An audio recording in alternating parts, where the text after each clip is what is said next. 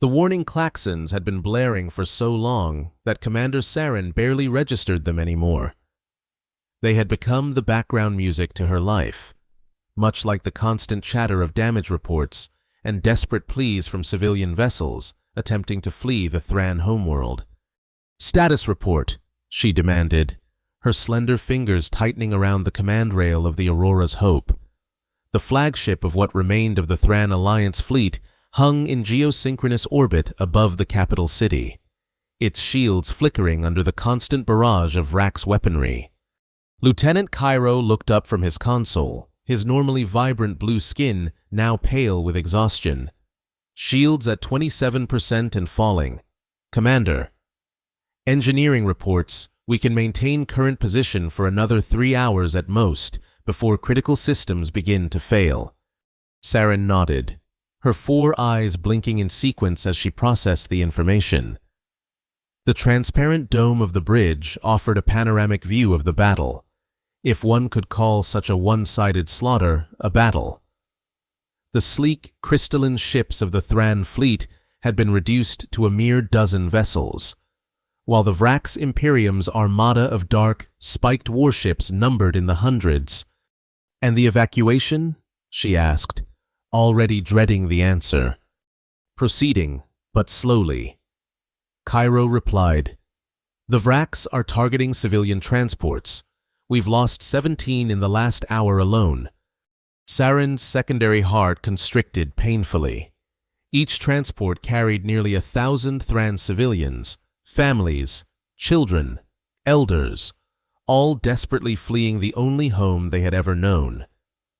The Thran were a peaceful species, traders and diplomats who had helped forge the Galactic Tribunal centuries ago. They had believed in cooperation, in the power of words over weapons. That belief had left them woefully unprepared when the Vrax Imperium decided to expand its territory into Thran space. "Any word from the Tribunal?" Saren asked, though she already knew the answer. Kiro's silence was confirmation enough. The Galactic Tribunal, that grand experiment in interspecies governance, had proven itself impotent in the face of Vrax aggression. Official condemnations and economic sanctions meant nothing to a species that glorified conquest above all else. "Commander," called out the communications officer, a young Thran named Ilara. "We're receiving a transmission from the Vrax flagship."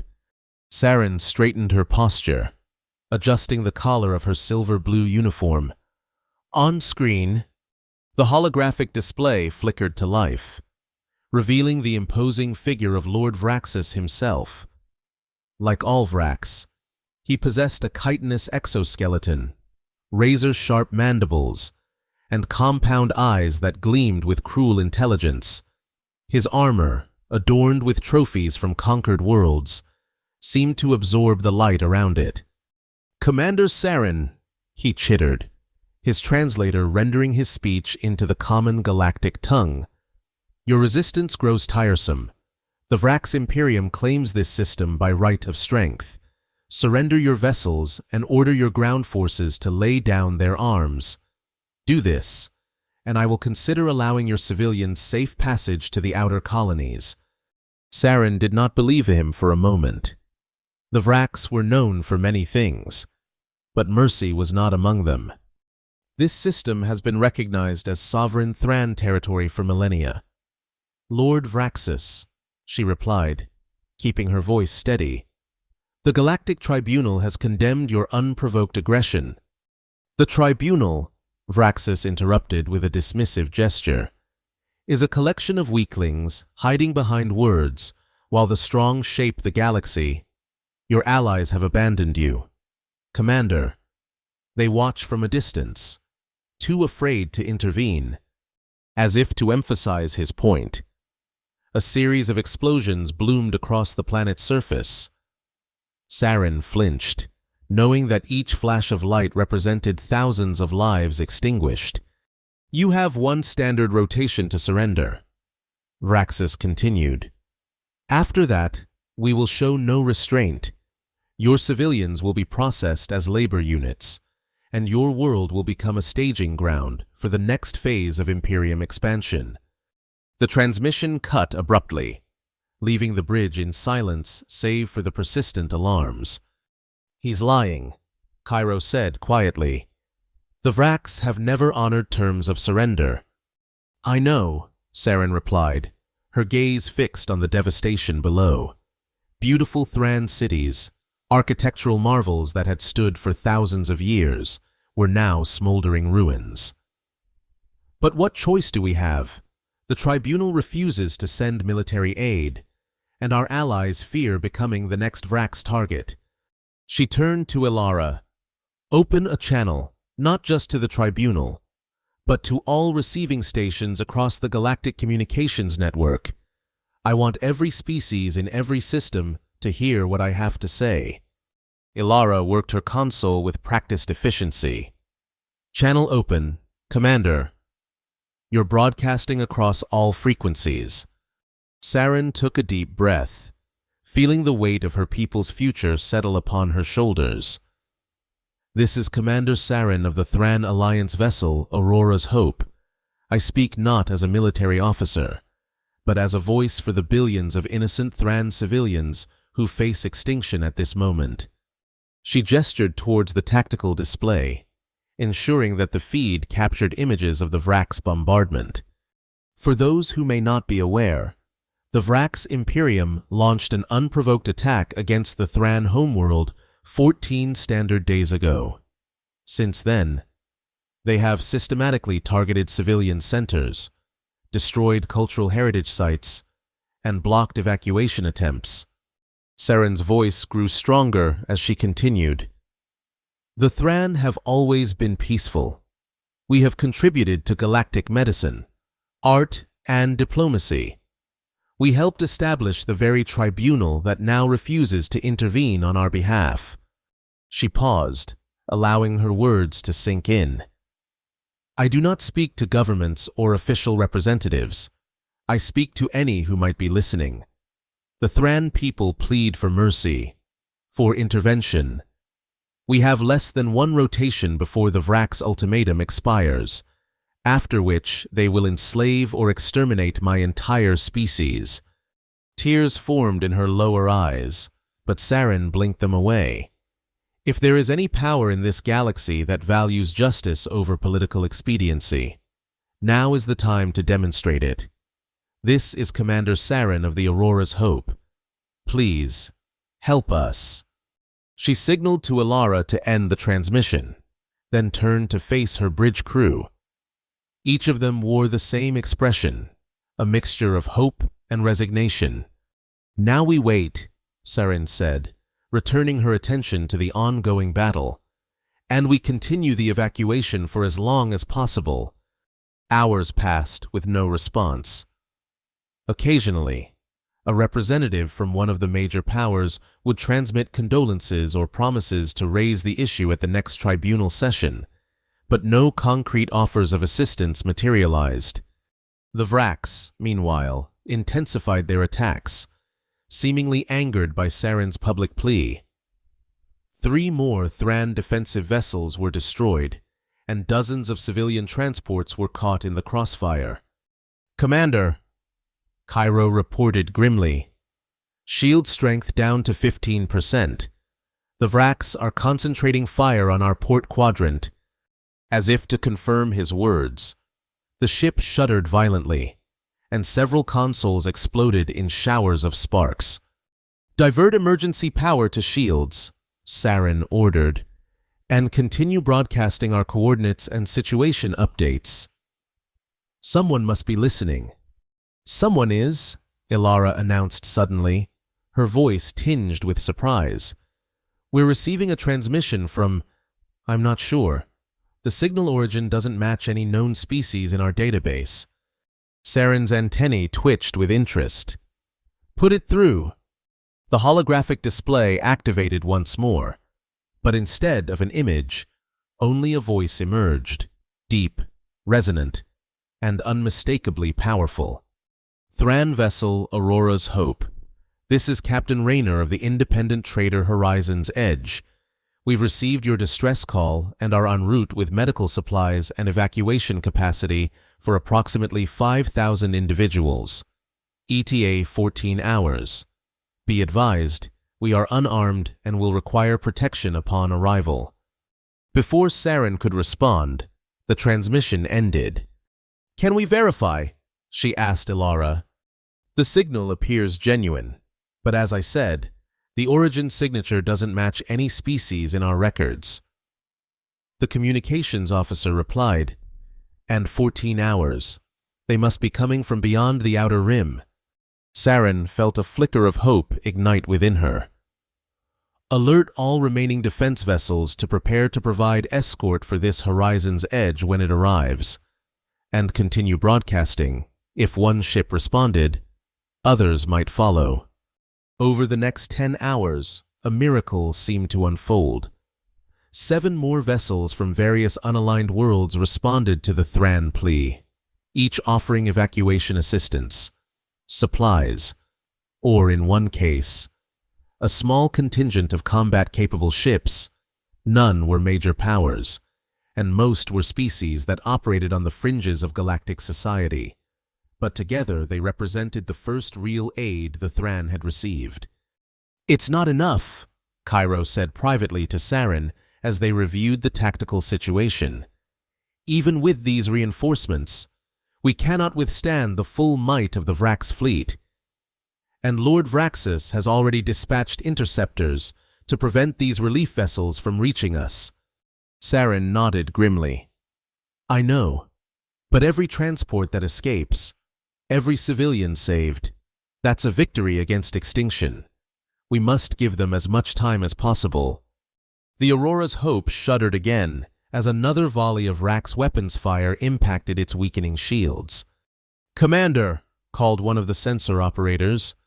Multiple vessels dropping out of faster-than-light travel at the system's edge. Reinforcements? Saren asked, hope coloring her voice. The operator's expression fell. No, Commander, Vrax reinforcements. At least 30 additional capital ships. The bridge fell silent. With their current forces already overwhelmed, this new Vrax contingent would ensure complete annihilation. How long until the Horizon's Edge arrives? Saren asked quietly. Approximately 3 hours. Ilara replied. But with these new Vrax vessels, they'll never reach us. Saren closed all 4 of her eyes, centering herself as she had been taught in the academy. When she opened them again, her decision was made. Send word to all remaining Thran vessels. Priority is to protect civilian transports. Any ship capable of faster-than-light travel is to be loaded to capacity and sent out of the system immediately. What about the Aurora's hope? Cairo asked, though his tone suggested he already knew the answer. We will remain as rear guard. Saren replied. Our shields may be failing, but our weapons are still operational. We will buy as much time as possible for the evacuation. That's a suicide mission. Commander, Cairo said softly. Saren placed a hand on his shoulder. I know, old friend, but what alternatives do we have?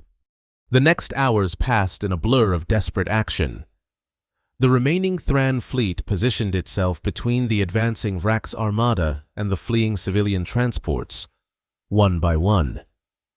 Thran defense vessels were destroyed as they sacrificed themselves to allow more civilians to escape.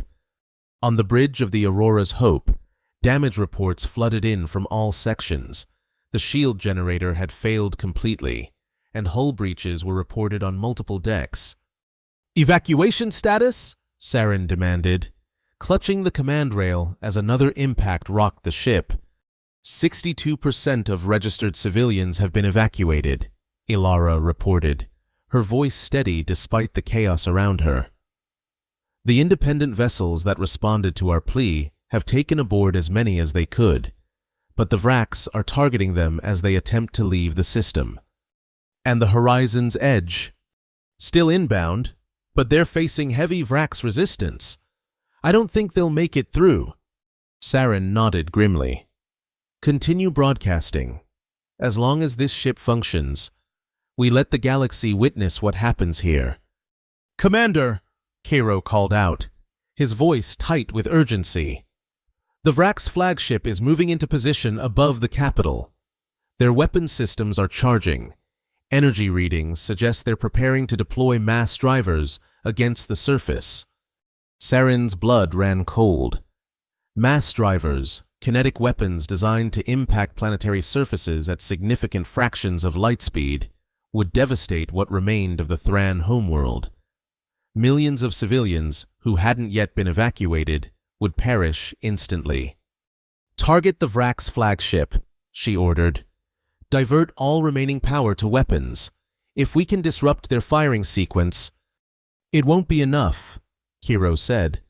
Our weapons can't penetrate their shields at this range. Saren's mandibles clicked together in frustration. Then set a collision course. If we can't stop them with our weapons, we'll use the Aurora's hope itself. A stunned silence fell over the bridge. Ramming speed, Saren confirmed. Alert all personnel to abandon ship. Any who wish to remain may do so, but I will not order it. Commander, Elara interrupted, her voice suddenly urgent. New contacts detected at the system's edge. More Vrax, Saren asked, already resigned to their fate. No, Elara replied, her voice tinged with awe. Unknown configuration. 50 vessels, massive, each nearly twice the size of a Vrax dreadnought. They're moving fast, very fast. On an intercept course with the Vrax fleet, the tactical display updated to show the new arrivals, even as a holographic representation. The vessels were intimidating, sleek black hulls with no visible weapons emplacements, yet somehow radiating lethal purpose. Are they responding to communication attempts? Saren asked. No, Commander, but they're broadcasting on all frequencies. Messages. Elara paused, her eyes widening. Message reads simply, "We do not negotiate with tyranny." Before anyone could respond, the mysterious fleet accelerated to speeds that should have been impossible for vessels of their size. The G-forces involved would crush most known species. They tore through the outer defensive line of Vrax ships without slowing, their hulls seemingly impervious to Vrax weapons fire. Magnify, Saren ordered, and the holographic display zoomed in on one of the black vessels. What she saw defied explanation. The hull absorbed energy weapons without damage, while physical projectiles simply ricocheted off. More incredible still, the vessels were executing maneuvers that generated G-forces that would kill any crew aboard. What are they? Cairo whispered, voicing the question on everyone's mind. As if in answer, a new transmission cut across all communication channels. The holographic display activated, showing the bridge of one of the black vessels. Saren gasped. The beings operating the ship were bipedal, with only 2 eyes and strangely flat faces. Their skin tones varied from pale to dark brown, and they wore simple, functional uniforms of deep blue. Most shocking of all, they appeared to be moving normally despite the crushing acceleration their vessels were undergoing. "This is Admiral Stonebreaker of the Earth Fleet," announced one of the creatures, a female with dark skin and close-cropped hair. "Thran forces, continue your evacuation. We will engage the Vrax." "Earth Fleet?" Saren repeated, the term unfamiliar. "I don't recognize your species." "Admiral." The corner of Stonebreaker's mouth twitched upward. "We're commonly known in this region as Deathworlders. Commander, we've monitored your situation from the Outer Rim. Your plea for mercy was compelling." Deathworlders. Saren had heard rumors, myths, really, of species evolved on planets with such extreme conditions that they developed extraordinary physical resilience. Worlds with crushing gravity, toxic atmospheres, extreme temperatures, and lethal radiation levels, worlds that would kill most sentient species within minutes of exposure. Worlds that forged those who survived into something different. "We're transmitting tactical data," Stonebreaker continued. "Please relay to your remaining vessels. Priority is civilian evacuation. We'll handle the Vrax." The transmission ended, replaced by the tactical display showing the unfolding battle. It was unlike anything Saren had ever witnessed. The Deathworlder ships moved with impossible precision, targeting Vrax vessels with weapons that seemed to bypass shields entirely. Where Thran ships had struggled for days to destroy even a single Vrax cruiser, the Deathworlders were eliminating them by the dozen in minutes. Most astonishing was their method of combat. Rather than remaining at a safe distance as most spacefaring civilizations did, the Deathworlder vessels engaged at point-blank range, executing maneuvers that subjected their crews to forces that should have been instantly fatal. They're immune to G-forces that would liquefy our internal organs. Cairo observed with a mixture of horror and admiration. And their reaction speeds. They're making combat decisions in milliseconds. The Vrax flagship is attempting to flee. Elara reported, 3 Deathworlder vessels are in pursuit. On the tactical display, Saren watched as the massive Vrax command ship, the vessel that had bombarded Thran cities with impunity for days, tried desperately to escape. The pursuing Deathworlder ships closed the distance with alarming speed, surrounding the Vrax vessel like predators cornering prey. A new transmission cut through the communications network. This time, it was Lord Vraxus himself, his normally imperious demeanor replaced by visible panic. "Unknown vessels, this is Lord Vraxus of the Vrax Imperium. We recognize your superior firepower and offer immediate cessation of hostilities. The Vrax Imperium is willing to negotiate." The transmission was interrupted by Admiral Stonebreaker. "Lord Vraxus, this is Admiral Stonebreaker. Your forces have committed war crimes against a peaceful civilization.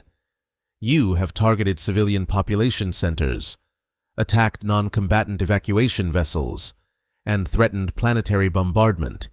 We monitored your transmission demanding surrender and promising slavery for the Thran people." Stonebreaker's expression remained calm, but her voice carried an undercurrent of cold fury. "As I stated, we do not negotiate with tyranny.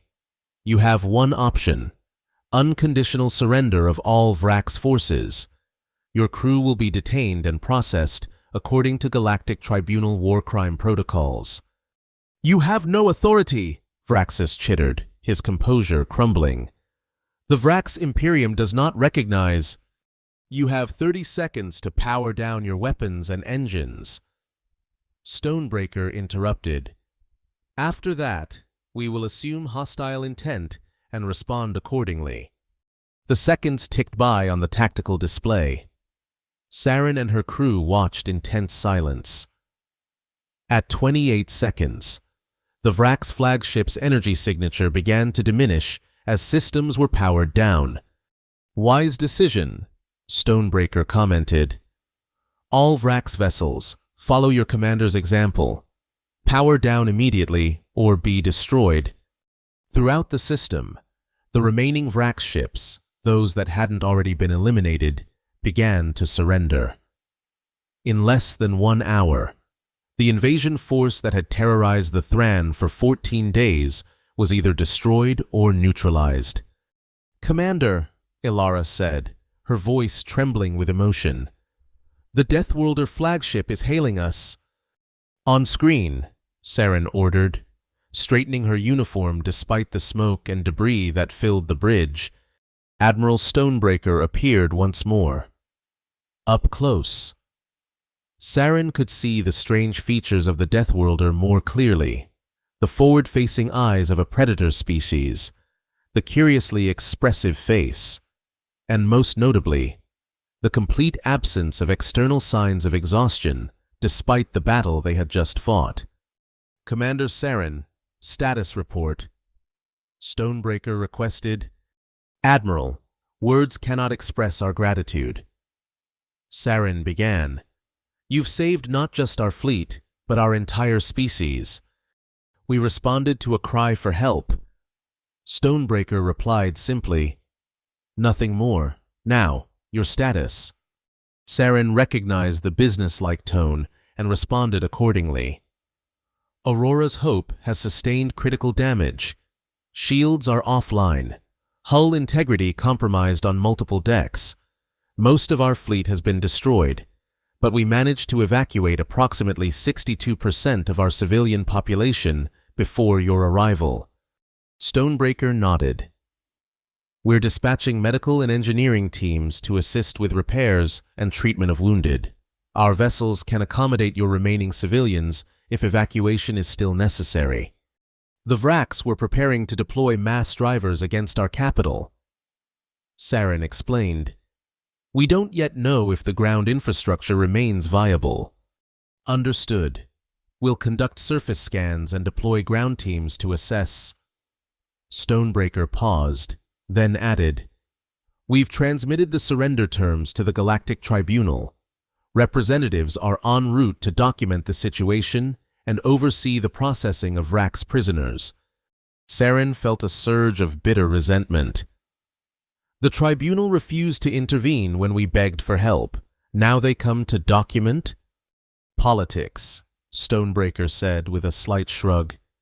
The major powers feared Vraks' retaliation if they intervened directly. Our appearance has changed the equation. And who are you, really? Saren asked.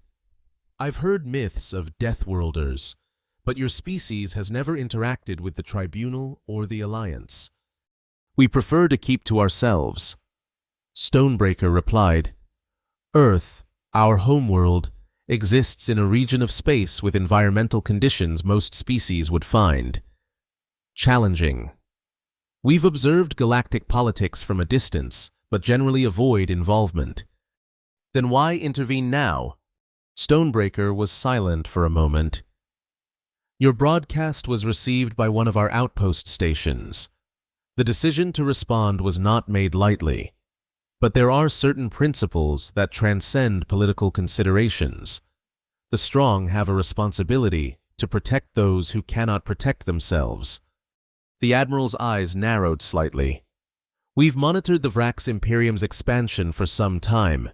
Their tactics against your people crossed a line we could not ignore.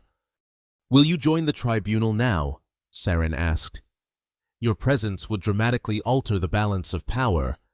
That's a discussion for another time, Stonebreaker replied. For now, our focus is humanitarian aid and security. We'll remain in your system until the immediate crisis has passed. After the transmission ended, Kiro approached Saren at the command rail. Commander, reports from engineering indicate the Aurora's Hope can be salvaged, but repairs will take weeks. Saren nodded absently, her attention still fixed on the tactical display showing the Deathworlder vessels methodically securing the system. They appeared just when all hope was lost. Cairo, like avenging spirits from ancient myths. They're not spirits, Cairo replied. From what our sensors can determine, they're physically similar to several known species, but with denser musculature and skeletal structures. They appear to have evolved on a high-gravity world with an oxygen-rich, high-pressure atmosphere, creating natural resistance to G-forces and accelerated reaction times. Saren concluded, but that doesn't explain their technology. Their ships absorbed energy weapons that cut through our best defenses like they were nothing. Perhaps that's the advantage of remaining isolated. Cairo suggested, they've developed along a different technological path than the rest of the galaxy. Before Saren could respond, Ilara interrupted. Commander, we're receiving reports from the surface. The Deathworlders have deployed medical teams to all major population centers. They're treating wounded and helping restore critical infrastructure. Already? Saren asked in surprise. They only secured the system minutes ago. Their efficiency is unsettling, Cairo admitted. But welcome under the circumstances. Over the next several days, the true extent of the Deathworlder's capabilities became clear. Their medical technology easily surpassed anything in the Thran Alliance, healing injuries that would have been fatal with conventional treatments.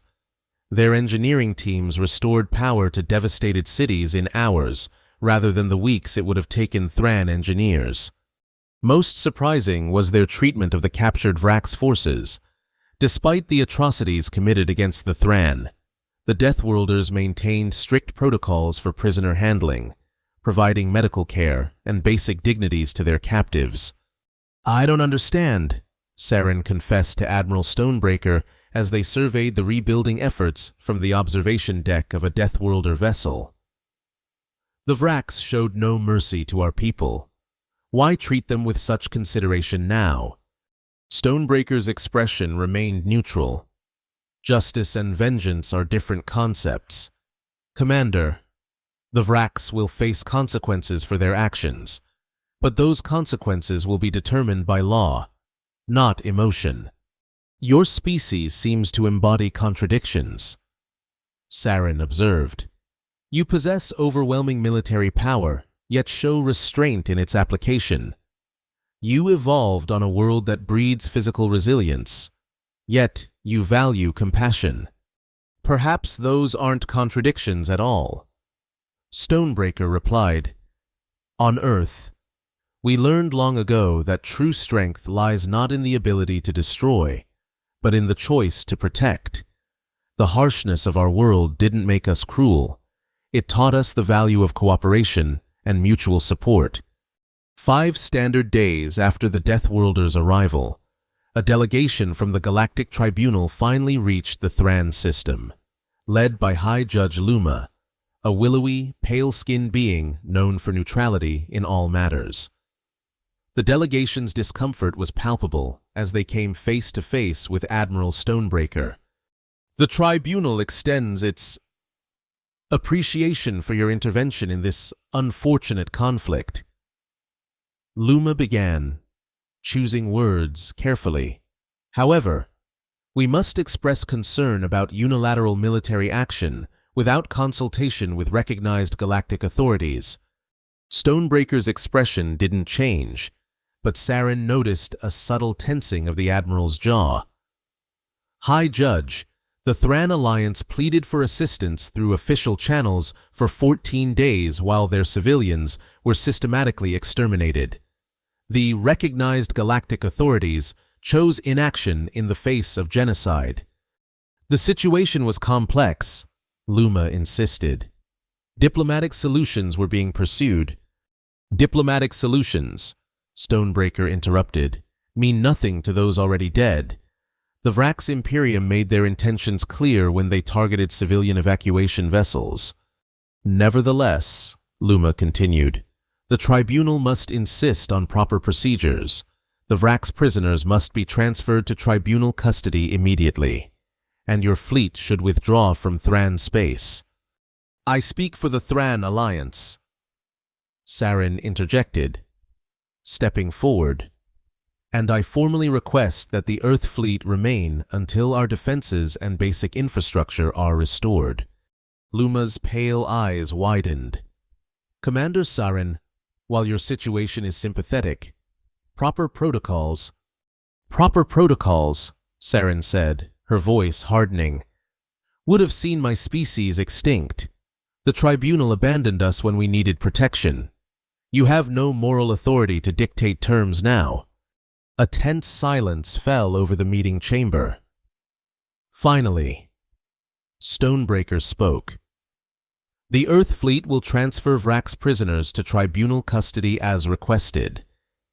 We will remain in Thran space at the invitation of the legitimate Thran government until they determine our presence is no longer required. And if the Tribunal objects? Luma asked quietly. Stonebreaker's gaze was unwavering. Then the Tribunal is welcome to enforce its objection. The implication hung in the air. After witnessing what the Deathworlder fleet had done to the Vrax armada, no one present doubted the outcome should the tribunal attempt military action. "I see," Luma said finally. "The tribunal will accept your terms for now. However, we request observer status for the duration of your presence in Thran space." "Granted," Stonebreaker replied. "Transparency serves everyone's interests." As the weeks passed, the Thran homeworld began to recover. With Deathworlder assistance, cities were rebuilt, defense systems upgraded, and the scattered evacuees returned home. The Vrax Imperium, having lost a significant portion of its fleet and with its leadership facing war crime tribunals, retreated to its core territories. Most significantly, the galactic balance of power shifted dramatically. Species that had previously existed on the margins of galactic politics, those who had responded to the Thran plea before the Deathworlders arrived, now found themselves elevated in status.